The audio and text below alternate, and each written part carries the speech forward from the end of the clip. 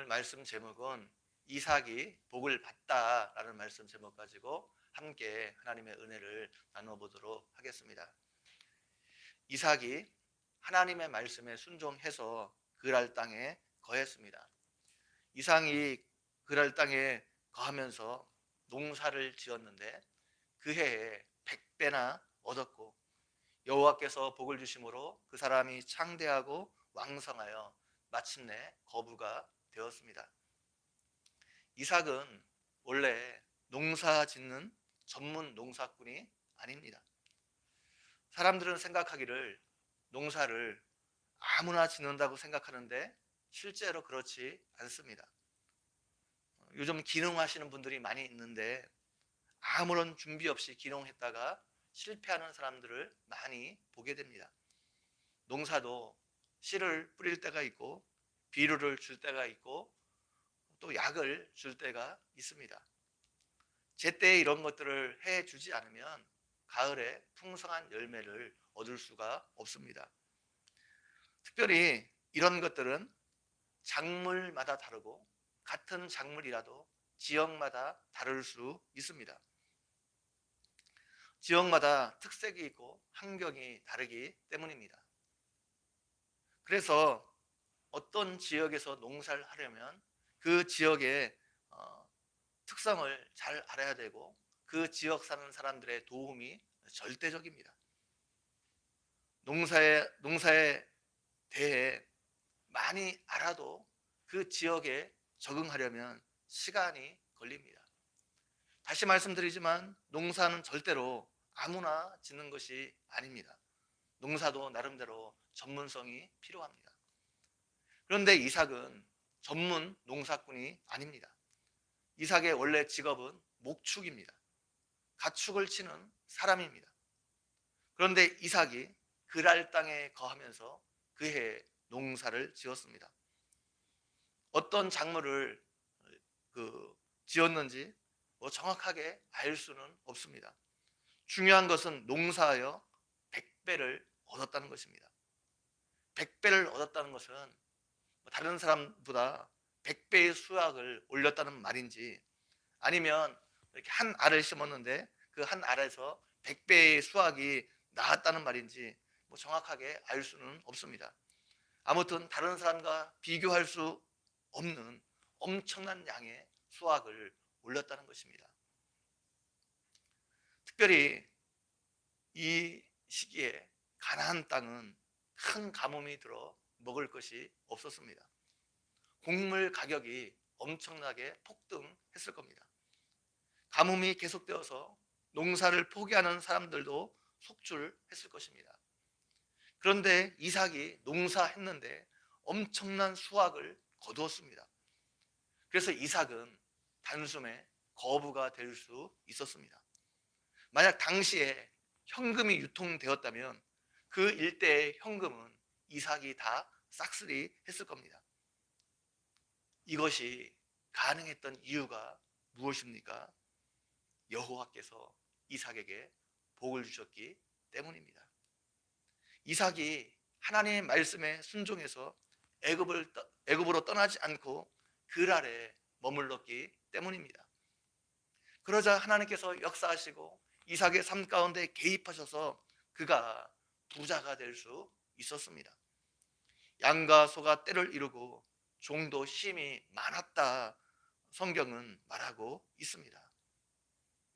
하나님께서 우리 삶에 개입하시면 기적적인 일들이 일어날 수 있습니다.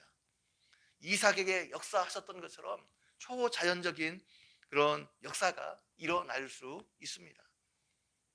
그렇기 때문에 우리는 지금 당장 힘들고 어려워도 하나님의 말씀에 순종해야 합니다.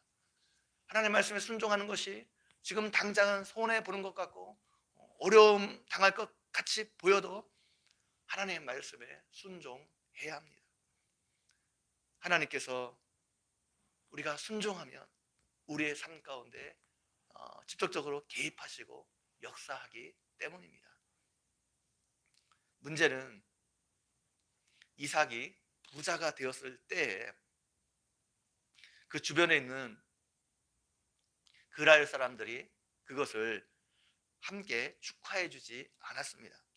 이삭을 시기하고 이삭을 질투했습니다. 그래서 아브라함의 때 팠던 모든 우물들을 막고 흙으로 메웠습니다. 이삭이 그 땅에서 더 이상 살 수 없도록 만들었습니다. 당시의 우물은 사람들의 생명줄이었습니다. 특별히 이쪽 브엘세바와 그랄 이쪽은 비가 잘 오지 않는 지역이기 때문에 우물이 없으면 살 수 없었습니다. 당시의 우물은 사람들의 생명줄이었습니다. 주변 환경이 조금 열악해도 거기에 우물이 있으면 마을이 형성되고 사람들이 모여 살 수 있었습니다. 그런데 이삭이 사용하던 모든 우물을 메꾸었습니다. 이삭이 거기를 떠나 좀 더 열악한 지역인 그랄 골짜기로 쫓겨났습니다. 이삭이 그곳에서 다시 우물을 팠습니다.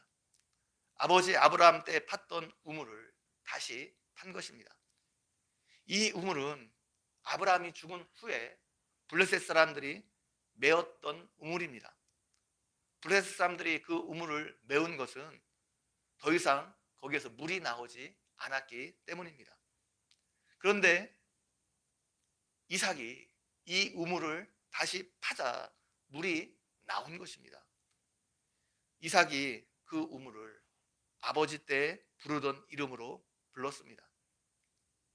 이삭이 우물을 파서 물이 나오자 문제가 생겼는데 그랄 사람들이 와서 자신의 우물이라 주장한 것입니다. 처음 팠던 우물을 에색이라 불렀습니다. 그랄 목자들과 다투었기 때문입니다. 이삭은 순순히 그 우물을 내어주고 다른 장소로 옮겼습니다. 거기서 또 다른 우물을 팠는데 이번에도 또 물이 나왔습니다. 그런데 그랄 목자들이 또 와서 그 우물을 자신의 것이라 주장했습니다. 다툼이 있었습니다. 이삭이 또 순순히 그 우물을 그랄 목자들에게 내어 주었습니다. 또 다투었기 때문에 그 이름을 신나라 하였습니다. 이삭이 그곳에서 옮겨 다시 우물을 팠습니다. 그곳에서는 더 이상 그랄 목자들이 찾아오지 않았습니다. 그래서 다툼이 없었습니다. 그곳 이름을 르호봇이라 칭했습니다. 르호봇은 장소가 넓어졌다는 뜻입니다. 이삭이 우물을 빼앗기고 쫓겨났기 때문에 지경이 점점 좁아질 줄 알았는데 그렇지 않았다는 겁니다. 빼앗기고 손해보는 것 같았는데, 그래서 점점 환경이 어려운 지역으로 쫓겨났는데, 그래서 이삭의 지경이 점점 좁아질 줄 알았는데 그렇지 않고 오히려 이삭의 지경이 점점 넓어졌다는 겁니다. 그래서 우물 이름을 르호봇이라 부르게 된 것입니다. 이삭이 하나님의 명령에 순종했더니 100배의 축복을 받았고, 이삭이 가는 곳마다 다투지 않고 양보했더니 하나님께서 이삭의 지경을 점점 더 넓혀 주셨습니다. 우리도 이 땅을 살아가다 보면 이유 없이 우리를 시기하고 우리를 힘들게 하는 사람들을 만나게 됩니다.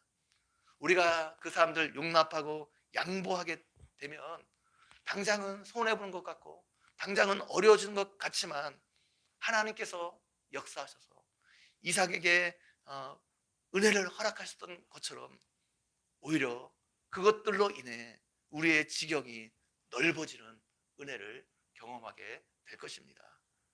여러분, 이것을 기억하고 모든 일에 우리가 하나님을 생각하고 이삭처럼 양보하는 삶을 살아감으로 오늘 이삭에게 임했던 하나님의 은혜가 여러분에게 임하기를 주님의 이름으로 간절히 축원드립니다. 같이 한번 기도드리겠습니다. 하나님 아버지, 오늘도 말씀을 통해서 우리에게 은혜 베풀어 주신 것 너무나 감사합니다. 이삭이 하나님의 말씀에 순종했더니 하나님께서 그에게 100배의 축복을 더해 주셨고, 이삭이 어려울 때마다 다툼이 있을 때마다 먼저 양보하고 손해보고 그렇게 했더니 하나님께서 함께 해주셔서 그 지경이 더 넓혀지게 했음을 우리가 살펴보았습니다. 하나님 아버지, 우리도 이 땅을 살아가면서 하나님 말씀에 철저하게 순종하게 도와주시고, 우리를 힘들게 하고 우리를 어렵게 하는 사람들이 있을지라도 먼저 양보하고 먼저 하나님 손해보고 하나님 이삭처럼 이런 삶을 살아감으로 하나님께서 함께 해주셔서 오히려 우리의 지경이 더 넓혀지는 은혜가 우리의 삶 가운데 있을 수 있도록 함께 해주시기를 원합니다. 감사합니다. 예수님의 이름으로 기도 올려옵나이다. 아멘.